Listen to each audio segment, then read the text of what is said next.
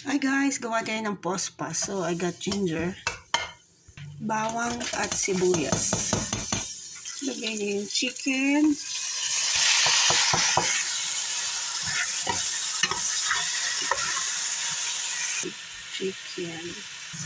Yung paminta. Ayan, lagay niyo yung bigas.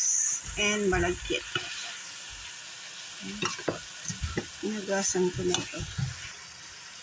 Akis. Dagdagan niyo ng water.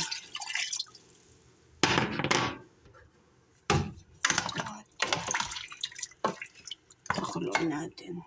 And while waiting, you can boil some egg. Let's put one scrambled egg.